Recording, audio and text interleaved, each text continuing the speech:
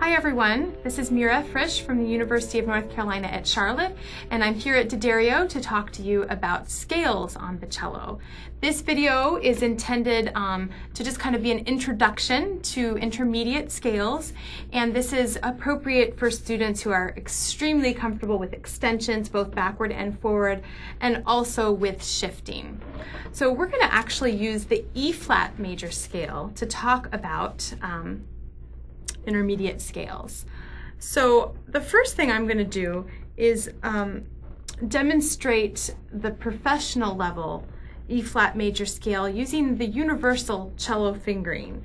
And I want you to notice that I'm going to play 2 extended positions and then 3 closed hand positions.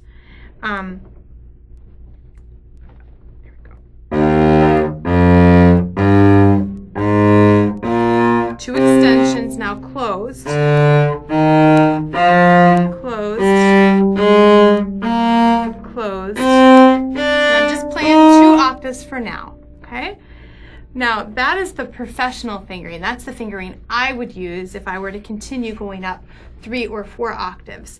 But for students who've just learned extensions and shifting, I would actually recommend instead that you use open strings wherever possible. So I'll play the E-flat major scale again, and instead of using some of these more advanced fingerings that require me to shift every 2 or 3 notes, I'm going to play with open strings when I can.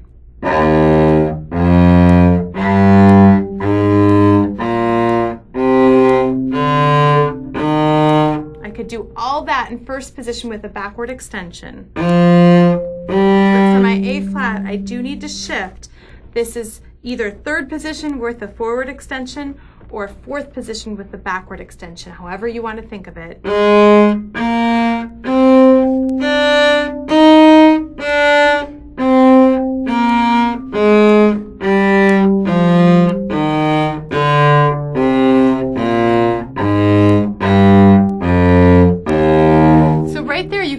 That it's really necessary to have a lot of comfort with backward and forward extensions and also shifting technique to play many major scales on the cello.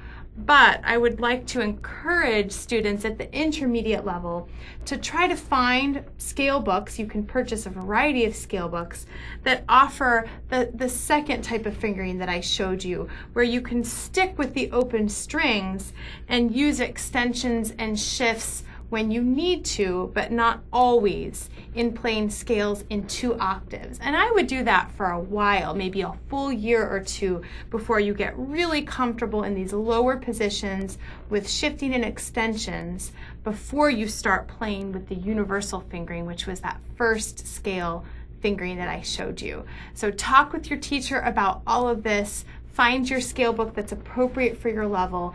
Definitely start with 2 and 1 octave scales so you can learn all your keys and practice some minor extensions and shifts without overwhelming your technique. So practice scales every day, practice them as much as you practice your repertoire, and you're going to improve so much. Good luck.